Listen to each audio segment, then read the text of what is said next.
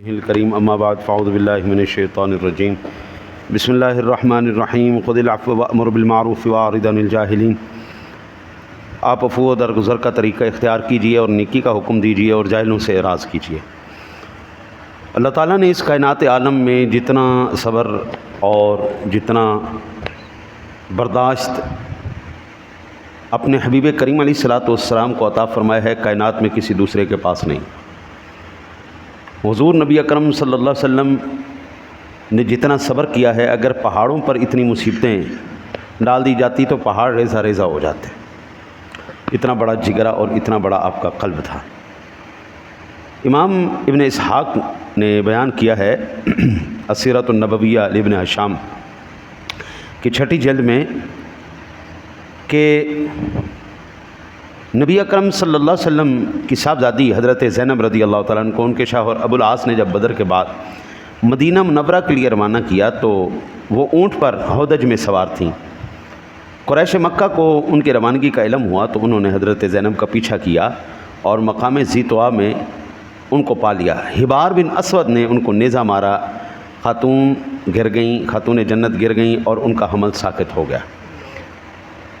آپ اندازہ کیجئے حضور سے تو جو دشمنی تھی سو تھی، آپ کی اولاد کے ساتھ بھی جو ہے نا جی وہ کسر نہیں چھوڑی۔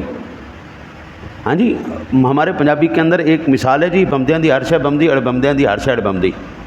جو بندہ اچھا ہوتا ہے اس کی ہر چیز اچھی لگتی ہے، جو بندہ برا لگتا ہے اس کی ہر چیز ہی بری لگتی ہے، اس کی اولاد بھی بری لگتی ہے، اس کا ہر عمل اس کا برا ہی برا لگتا ہے۔ حضرت جبیر بن مطعم رضی اللہ تعالیٰ عنہ بیان کرتے ہیں کہ جعرانہ سے واپسی پر رسول اللہ صلی اللہ علیہ وسلم کے پاس میں بیٹھا ہوا تھا کہ اچانک دروازے سے حبار بن اسود داخل ہوا۔ اب یہ وہی بندہ ہے جس نے بی بی زینب خاتون جنت رضی اللہ تعالیٰ عنہا کے ساتھ زیادتی کی۔ آپ نے جس وقت مسلمانوں نے دیکھا تو عرض کی یا رسول اللہ، وہ آیا ہے حبار بن اسود آیا۔ حضور نے فرمایا دیکھ لیا۔ ایک شخص کھڑا عرض کیا رسول اللہ حکم دو، بس اس کو میں قتل کروں۔ اس بدبخت کی اتنی جرت کہ یہ آپ کی صاحبزادی کے ساتھ زیادتی کرے، اتنا ہے آپ اس کو جو ہے نا جی اتنا ظلم کر دیا۔ ایک عورت کا حمل ساقط ہونا حضرت صاحب کو معمولی تکلیف تو نہیں ہے نا جی، ہیں جی، مرتی جان کے اوپر وہ کھیل کے بچتی ہے۔ اللہ اکبر۔ میرے آقا نبی اکرم صلی اللہ علیہ وسلم نے اشارہ کیا بیٹھ جاؤ بیٹھ جاؤ۔ حبار بن اسود کھڑا ہوا، کہا السلام علیک یا نبی اللہ، اشہد ان لا الہ الا اللہ واشہد ان محمد الرسول اللہ۔ یا رسول اللہ صلی اللہ علیہ وسلم، میں آپ سے بھاگ کر کئی شہروں میں گیا، میں نے سوچا کہ میں عجم کے ملکوں میں چلا جاؤں گا، پھر مجھے آپ کی نرم دلی اور صلہ رحمی اور دشمنوں سے آپ کا درگزر کرنا یاد آیا۔ اے اللہ کے نبی، ہم مشرک تھے، اللہ نے آپ کے سبب ہمیں ہدایت عطا فرمائی، ہم کو ہلاکت سے نجات دی۔ آپ میری جہالت سے درگزر فرمائیں اور میری ان تمام باتوں سے جن کی خبر آپ تک پہنچی ہے، میں اپنے تمام برے کاموں کا اقرار کرتا ہوں اور اپنے گناہوں کا اعتراف کرتا ہوں۔ رسول اللہ صلی اللہ علیہ وسلم نے فرمایا جا میں نے تجھے معاف کر دیا، جا میں نے تجھے معاف کیا، اور اللہ تعالیٰ نے تم پر احسان کیا، تم کو اسلام کی ہدایت دے دی، اور اسلام پچھلے تمام گناہوں کو مٹا دیتا ہے۔ یہ الاصابہ کی 2 جلد ہے، ہاں جی، اس کے اندر اصول الغابہ کے اندر یہ موجود ہے۔ اور آپ یہاں سے اندازہ فرمائیے، یہ صرف حبار بن اسود کو معاف کرنے کی مثال نہیں ہے، یہ ایک مثال نہیں کہ حضور کی زندگی میں ایک منٹ نہیں۔ ابو سفیان نے کتنا حضور پر ظلم کیا، نبی اکرم صلی اللہ علیہ وسلم بار بار مدینے پہ حملہ کیا، بار بار مدینے پہ حملہ کیا، حضور نے اس کو معاف کر دیا۔ وحشی نے میرے آقا نبی اکرم صلی اللہ علیہ وسلم کے عظیم چچا حضرت سیدنا امیر حمزہ سید الشہداء کو شہید کیا، حضور نے اس کو معاف کر دیا۔ اور ہندا کو جس نے آپ کا کلیجہ چبایا اور معاذ اللہ مسئلہ کیا آپ کا چہرے کا، ہاں جی، اللہ تعالیٰ معاف کرے، اس کا کلیجہ نکال کر دانتوں سے چبایا تھا، اللہ کے حبیب نے اس کو معاف کر دیا۔ فتح مکہ حضور نے کیوں چھوڑا تھا؟ ظلم و ستم کی انتہا ہو گئی تھی، اللہ نے حکم فرمایا محبوب یہ جگہ ہی چھوڑ دو، یہ سارے ظالم لوگ ہیں۔ میرے آقا نبی پاک صلی اللہ علیہ وسلم نے فتح مکہ کے بعد ان سب ظالموں کو معاف کر دیا، بھائی جاؤ سب کو میں نے معاف کیا۔ عبداللہ ابن ابی، یہ جو رئیس المنافقین تھا، رئیس المنافقین، ہمیشہ اس کو ایک ہی بات ہوتی تھی، میں کس طرح اس بندے کو اذیت پہنچاؤں، ہاں جی بدبختی سر چڑھ کے جب بولے تو پھر اسی طرح ہوتا ہے کہ ہمیشہ بس ایک ہی فکر ہوتی اس بندے نو میں کیویں تکلیف دواں اینو میں کیویں ٹینشن دیواں بس ایک ہی اس کی ٹینشن ہوتی. اس نے حضور نبی اکرم صلی اللہ علیہ وسلم کو ہر لحاظ سے تک حتیٰ کہ کہنے لگا کہ آپ جس سواری پہ بیٹھتے ہیں اس سواری سے بدبو آتی ہے. توہین کرنی ہے نا جی, بدبو آتی. صحابہ نے آگے سے جواب دیا لیکن حضور نے کوئی جواب نہیں دیا. غزوہ احد میں حضور نبی اکرم صلی اللہ علیہ وسلم کے ساتھ لڑنے کے لیے آیا, یہ سردار مکہ تھا ہاں جی, اور آپ اندازہ کیجئے اس کے ساتھ 300 بندہ تھا.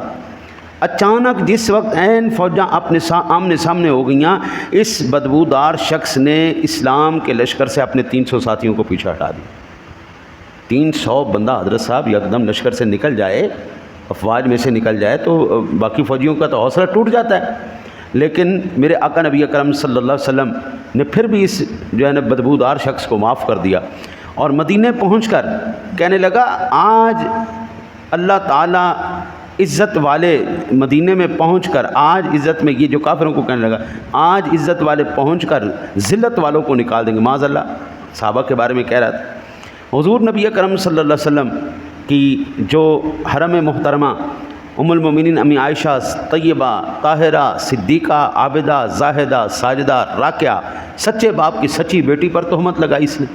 اتنا بدبودار شخص ہاں جی آپ پر تہمت لگا کر آپ کو اذیت پہنچائی. اس نے جب مرتے وقت مرنے لگا نا جی, اب اس کو پتہ چل گیا میں نے ساری زندگی اللہ اور اس کے رسول کی مخالفت کی ہے, مجھے کہاں سے جو ہے وہ نجات ملنی. کہنے لگا جاؤ رسول اللہ صلی اللہ علیہ وسلم سے کہو. اس کا بیٹا پھر مسلمان ہوا, وہ صحابی رسول, اس کو کہنے لگا جاؤ رسول اللہ صلی اللہ علیہ وسلم سے جا کے کہو کہ جناب آپ مہربانی فرمائیے, مجھے جو آپ نے قمیض پہنی ہوئی ہے نا وہ مجھے عنایت کر دیں.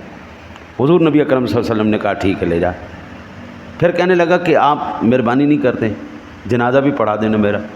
ہاں جی, اب اس وقت ابھی تک منافقین کے جنازہ نہ پڑھانے کی ابھی حکم نہیں آیا تھا. رسول اللہ صلی اللہ علیہ وسلم نے پھر فرمایا ٹھیک ہے قمیض بھی لے جاؤ, میرے ناخن بھی لے جاؤ, تبرکات بھی لے جاؤ, اس کے کفن کے اندر رکھو, منہ میں رکھو, جہاں مرضی رکھو, جو مرضی کرو, جنازہ بھی پڑھا دوں گا, اس کی بخشش نہیں ہونی. لیکن رسول, ظاہری بات ہے ساری زندگی جو اللہ رسول کی مخالفت کرتا رہا ہے, ارے صاحب وہ کہاں پہ اس کی بخشش ہونی. البتہ میرے آقا نبی اکرم صلی اللہ علیہ وسلم نے اس کا جنازہ بھی پڑھایا. ٹھیک ہے نا جی, اور آپ اندازہ کیجیے صفوان بن معطل, عمیر بن وہب اور اکرمہ بن ابو جہل کو معاف کر دیا. سراقہ کو امان لکھ دی اور بہت سے ظالموں اور ستم شعاروں کے مظالم اور ان کی جفاؤں سے اعراض کر کے انہیں معاف کر دیا.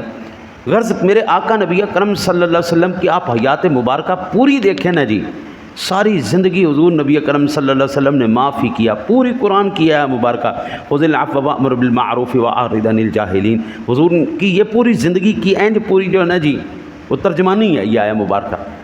یہ اس لیے میں نے عرض کیا حضرت صاحب اتنا بڑا جگرا جو ہے نا جی وہ صرف ایک ہی شخصیت کا ہو سکتا تھا جس کا نام محمد الرسول اللہ صلی اللہ علیہ وسلم. پھر حضور کے نقش قدم پر اگر میں نے چلتے ہوئے دیکھا ہے تو صوفیاء کرام کو دیکھا ہے, حضرات صوفیاء کرام. آج کل صوفیاء سے نا جی ایک خاص عداوت اور ایک خاص کھندک ہے.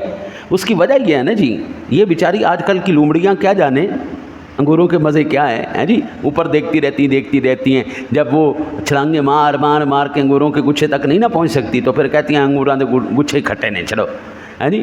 تو یہ جو ہے نا جی روحانی پاوریں, یہ طاقتیں, یہ جو اللہ کے کرم اور فضل, اور یہ اس کا ہر ایک یہاں تک رسائی نہیں حاصل کر سکتا. اور بابا یہاں پر صرف جو ہے نا جی وہ رازدار لوگ جن پر اللہ کا فضل ہوتا ہے وہی لوگ یہاں تک رسائی حاصل کر سکتے ہیں. ہر ایک بندہ منہ چوک کے جناب جب ولی بننے لگ گیا تو پھر تو حضور ایویں گل نہیں مک گئی نا جی. اللہ تعالیٰ اپنا یار بنانے سے پہلے دیکھیں نا جی, جو انما یخشى اللہ من عبادہ العلماء, علماء کا الگ قرآن نے ذکر کیا, الا ان اولیاء اللہ, اولیاء اللہ کا الگ ذکر کیا ہے جی. اللہ کہتا ہے کہ اولئک الذین انعم اللہ علیہم من النبیین, نبیوں کا الگ ذکر کیا, والصدیقین, صدیقوں کا الگ ذکر کیا, والشہداء, شہداء کا الگ ذکر کیا, والصالحین, صالحین کا الگ. ایک ایک کیٹیگری کو اللہ نے قرآن میں ذکر کیا ہے. اب میں ایک کیٹیگری تو مانوں, باقی کیٹیگریوں کا انکار کر دوں, حضرت صاحب مجھے مسلمان کون کہے؟ مسلمان ہونے کے لیے کم از کم ساری قرآن کی کیٹیگریوں پر ایمان رکھنا. اور پھر یہ نہیں کہ صرف ایک ہی پاسے کے اولیاء اللہ ہوتے ہیں. اللہ ولی الذین آمنوا یخرجہم من الظلمات الی النور, اللہ کے ولی وہ جو ہیں جو ظلمات سے نکال کر، گمراہی کے اندھیروں سے نکال کر ہدایت کی نور کی طرف لے کے آتے ہیں۔ والذین کفروا اولیاؤہم الطاغوت، اور وہ جو طاغوت کے اور کفر کے اور شیطان کے ولی ہیں، یخرجونہم من النور الی الظلمات، قرآن نور ہے، قرآن کی تعلیمات سے وہ ہدایت کے نور سے ہٹا کے ظلمات کی طرف، گمراہی کی طرف وہ لے کے چلے جاتے ہیں۔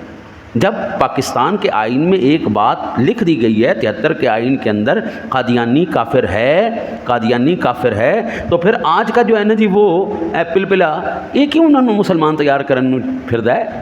ہاں جی، آج آپ اندازہ کریں نا، گوگل پہ سرچ مارے نا جی میں کیسے ایک بہترین مسلمان بن سکتا ہوں، تو سب سے پہلے آپ کو قادیانی کی ویب سائٹ ملے گی، المسلم کے نام سے۔ آپ حیران ہو جائیں گے ان لوگوں نے کتنا کام کیا، اور ظاہری بات ہے پیسہ پھینکا ہے، جتنے تھوڑ پنجیے سن انہیں پیسہ ویکھیا تے انہیں دی ڈالاں نکلیاں، تو اب وہ ان کے حق میں بولیں گے۔ جو لوگ اللہ اور اس کے رسول کے دشمنوں کے ساتھ یاری لگائے گا، اللہ ان کو ولایت کیسے دے سکتا ہے؟ سیدنا صدیق اکبر رضی اللہ تعالیٰ عنہ کو سب سے افضل مقام کیوں ملا؟ وہ اس لیے ملا کہ حضرت صدیق اکبر نے نہ ماں دیکھی، نہ باپ دیکھا، نہ اولاد دیکھی، نہ گھر بار دیکھا، سارا کچھ اللہ رسول پہ قربان کر دیا۔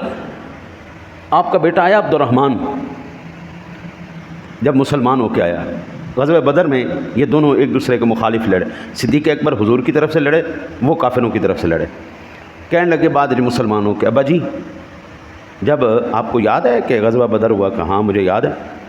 کہا جی غزوہ بدر کے اندر نا آپ میری تلوار کی زد میں 3 مرتبہ آئے تھے، اگر میں چاہتا میں آپ کی گردن اتار دیتا، لیکن آپ میرے باپ تھے اس لیے میں نے پھر آپ کو رعایت دی، میں نے بخش دیا، میں نے کہا چلو باپ ہے میرا۔ فوراً غصے میں آ گئے، فرمایا اللہ کی قسم اگر تو ایک مرتبہ بھی میری تلوار کی زد میں آتا میں نے تیری گردن اڑا دینی تھی۔ تو دشمن رسول تھا، اولاد ہے تو حضور کی تابعدار مجھے قبول ہے، حضور کی دشمن اولاد مجھے قبول نہیں۔ یہ مقام حضور ایسے نہیں ملتے، جب تک آپ اپنے آپ کو فنا فر رسول نہیں کریں گے یہ درجے کیسے مل جائیں گے؟ پھر وہ یہ لومڑی انگور کھٹے ہیں چھوڑو اس کو، ہاں جی، تو پھر ولیوں پر ہم نے اعتراض نہیں کرنا تو اور کیا کرنا ہے؟ ہاں جی، اللہ سے دعا ہے اللہ آپ کو مجھے حضور کے نقش قدم پر چلنے کی توفیق عطا فرمائے۔